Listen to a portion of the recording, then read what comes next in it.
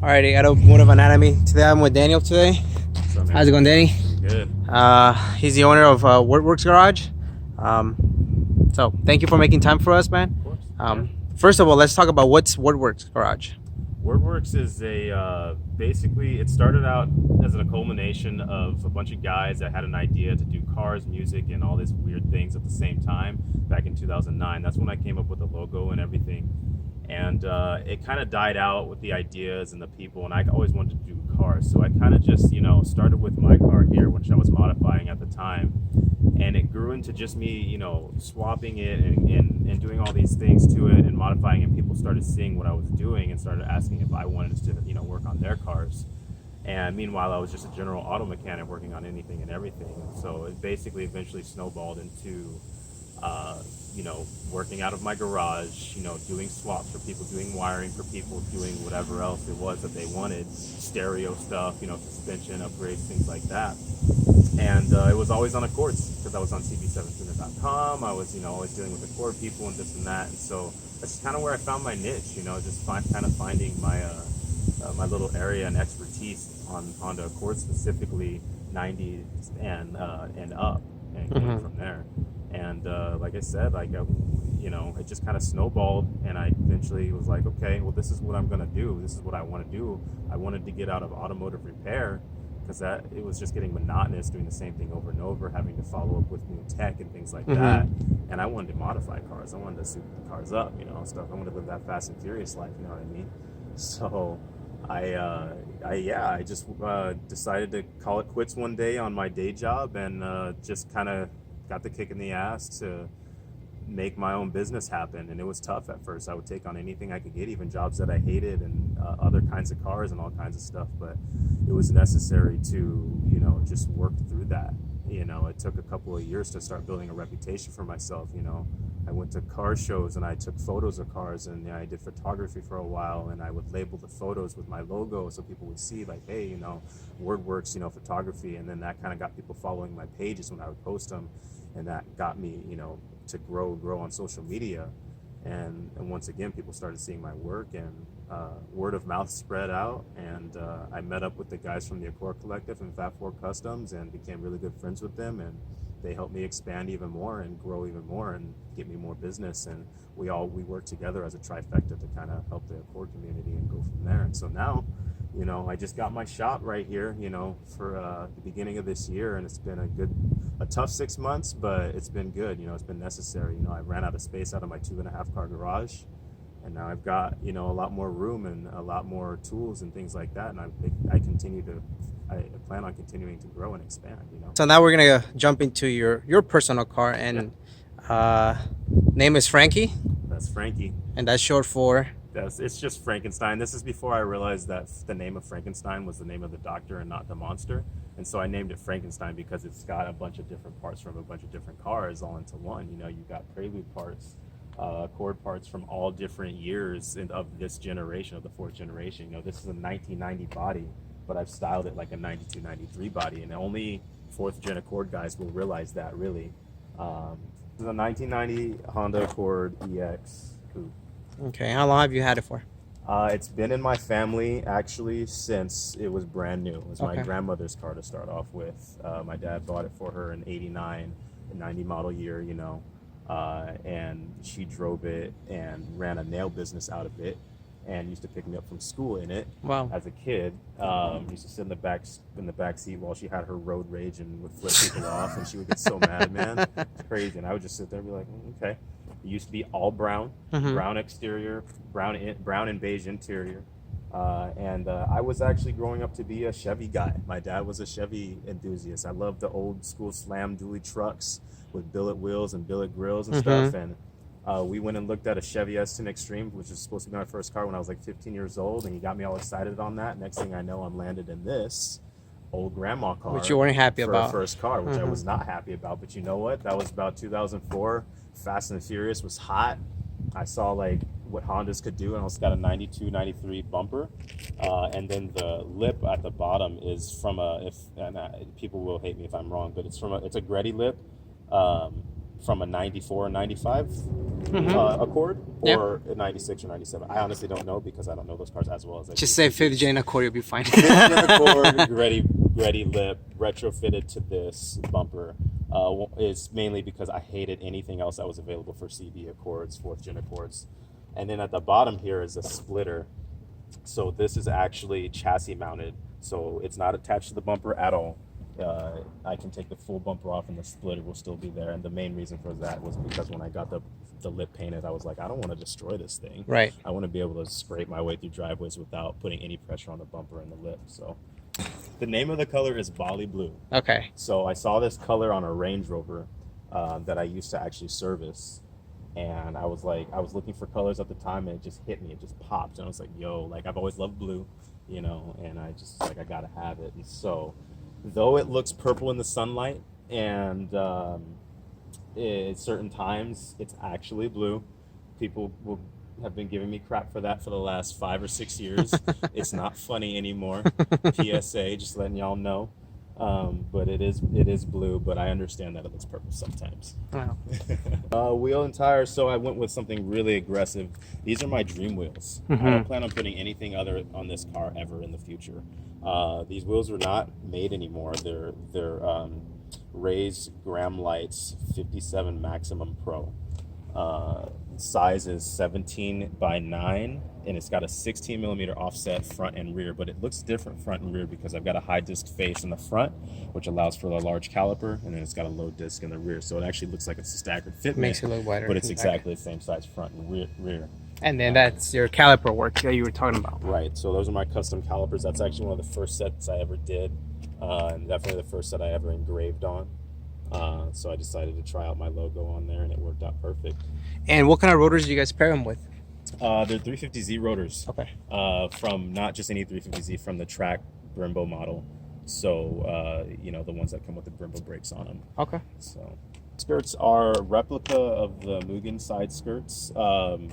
They're made by VIS. These are replicas. These are not legit real ones. I don't think I would let myself destroy a pair of those. But so these are originally, again, from the 5th gen Accord, and specifically only made for sedans. So I had to definitely trim in the back. I had to definitely make some modifications to make them fit. But the length was just spot on the car, so I was like, okay, I can just kind of go from there. Made my own bracketry to make it work and fit on there. And it ended up being a good look because the lip is a really tall lip and the side skirts are pretty tall as well, so it ended up working out pretty well. Okay. It's your basic JDM H22 swap, nothing crazy going on with it. The head had some work done, some mild porting and upgraded valve springs and things like that. All the seals replaced and such, but everything else is pretty much stock as far as the engine itself goes. Transmission is just your basic Prelude transmission.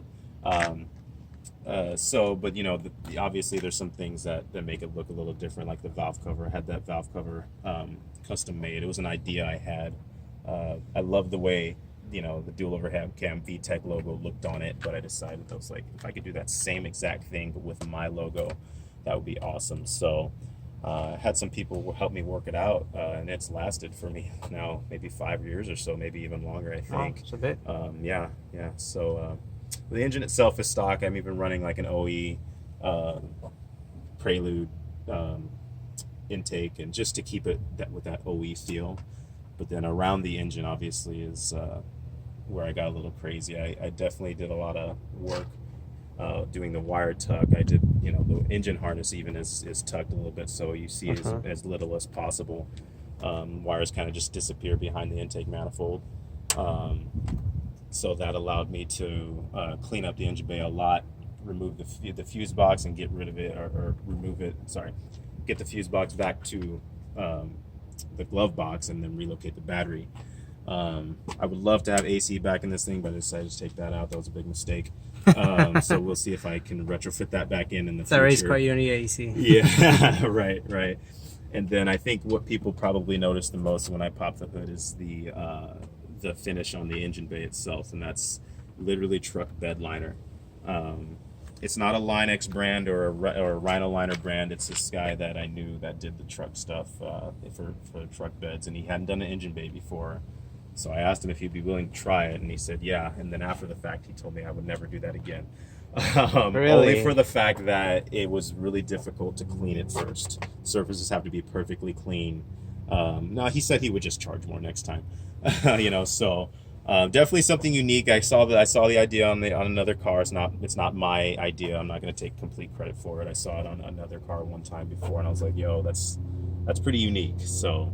And I'm a guy who wrenches on their car. It scares the crap out of me putting engines in engine bays that are perfectly smooth and painted and bondoed and whatnot. And for me, if I drop a wrench, I'm not gonna have to worry about scratching the bay. I work on this car still. It may look pretty and shiny and all this and that, but this car is a functional driver, and I can move around in it that freely. So that was very important to me. The interior is pretty basic, but if you know, again, 4th gen Accords, you'll know that most of them did not come with black interiors, so that was something I really, really wanted. The dash was something I could get easily from a junkyard because for whatever reason, cars with beige interior had black dashboards, so I just grabbed one from a junkyard. That was easy. That was lucky, huh? Yeah. No cracks too, so that's good. No cracks, yeah. These dashboards actually don't seem to ever crack. They're not 240s or something. Yeah, exactly. So I went ahead and kind of recolored everything else. I got black carpet. I got vinyl paint for the door panels, front and rear panels, and then the seats. The seats are actually out of Acura RSX.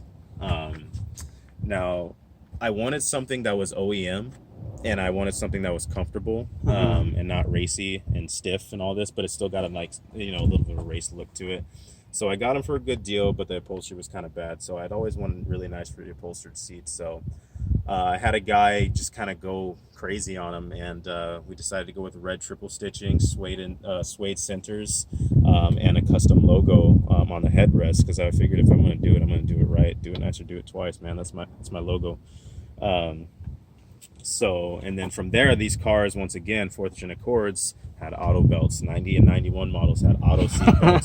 Anytime you open the door, this freaking thing come around and yell at you. And sometimes they would mess up and literally tighten up on whoever's in the passenger seat, which was funny for a minute. But I was like, dude, I got to get rid of these things. So I had a buddy who was selling some Sparco 4-point harnesses, and I had a custom harness bar made for that. Just so the only reason was so that way I could get rid of the auto belts. That was literally it. A good I motivation. do not need 4-point harnesses on this car, but it kind of adds to the look, and they're Sparco, that Fast and Furious, like super popular, I guess, brand. But anyway, so yeah, the interior other than that is pretty basic, pretty simple. Once again, I like to keep it clean and comfortable to drive in. You'll notice I'm missing a boot for my shifter, but only because I never put one in when I did the auto to manual swap on this car. So I even still have the original gauge cluster with the park, drive, reverse. Do you? It's still there. So anytime I drive the car, the park light is on. These cars just thinks that it's in park. In fact, that and the steering wheel are literally the only visible pieces of the car that you can see. If you know how your 4th gen Accords, the only visible pieces that you can see that will tell that it's a 1990 model. Everything else you can't really tell whether or not it's a 92 or 93. So Wow. I've just, again, Frankenstein. I've taken from every other year, generation, different cars and whatnot, and just kind of threw it into this one. But left some original pieces, not necessarily on purpose, just because I got lazy. Right. And then your fuse box is in right here from the fuse tuck. box is right there, yeah. Usually the glove box is on and covering it and closing it, but it broke recently, unfortunately. So fuse box is there. It's safe. I can reach every fuse I need to if I need to. So I think even I redid the headliner in black vinyl, so yeah. Yeah. Yep. It's awesome, man. Shout out a lot of people, but I can honestly say that the guys from the Accord Collective and Fat Four Customs and that whole family without them, I met my friends DJ and Pat randomly at a meet one time, and we took photos of each other's cars on the freeway, and then found each other on Facebook, and they introduced me to all these guys that have just really brought me in as a family. And help me expand. Without all their help and support, I definitely wouldn't be as far into this as I would be today. I'd still be fighting for my life, but they have definitely made a huge improvement on my my business and my overall life. I can also shout out my homie Big Mike. You know, he's kind of opened up a new avenue for me. I had the privilege of working on his Prelude for SEMA a couple of years ago, and that kind of opened my eyes to how to build a car properly. Do it nice, you do it twice. So you can see it on my shirt. Do it nice, do it twice. Got you. What does that mean? Premise behind that is just, you know, I see a lot of cars that a lot of guys work on, and they just want to get that mod done. They just want to throw something into it, and whether it's wiring, whether it has to do with suspension, whether it has to do with the engine, whatever it is, they just kind of throw it together, and it ends up biting them in the end, and they end up having to redo it again if they want, you know. And so my thing is this, you know, with all my wiring, with all my work, engine work, whatever it is, like I always like to do it right the first time, and I do it really nice as well. So that way I don't have to do it twice. I hate doing jobs twice. I've done it plenty of times in the auto mechanic and repair field, and it's a learning experience. But once you learn to just take your time and do it right the first time, that way you don't have to go back and do it again. So do it nice or do it twice. Simple as that. Sweet, man. Well, once again, man, thank you so much for your time. I appreciate it. I know it's really sunny on a Saturday, so for you to make your time to come and speak with me, I truly appreciate it. So yeah, it's a great opportunity. So thank you. Thank you.